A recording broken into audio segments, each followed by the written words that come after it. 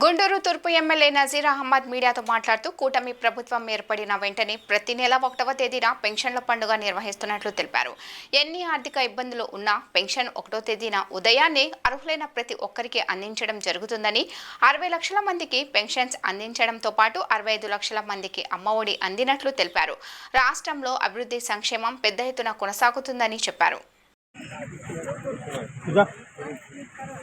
ready sir sir ఒక నిమిషం sir sir okay సరే సార్ మళ్ళీ సార్ సార్ అక్కడ సార్ ఓకే కాల్ తీయాలి చేతి పేట అక్కడికి వెళ్తున్నాం రండి ఎందుకు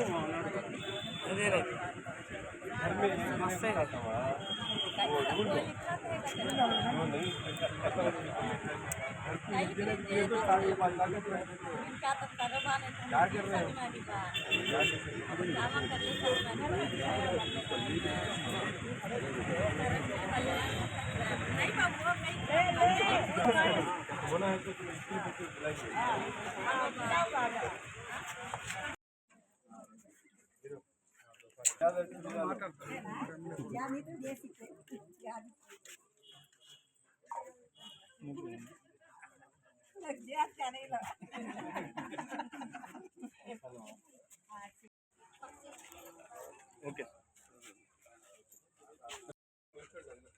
సార్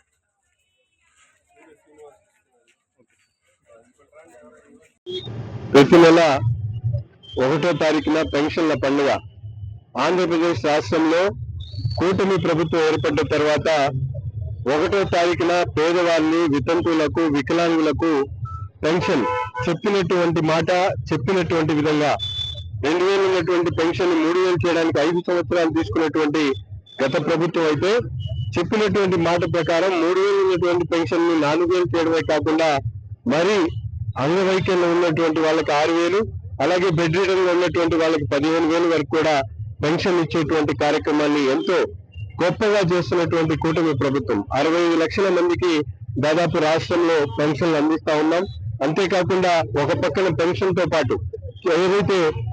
సూపర్ 6 కార్యక్రమాల్లో భాగంగా తల్లికి వందనం కార్యక్రమం కూడా ఈరోజు దాదాపు 65 లక్షల మందికి పిల్లల్ని,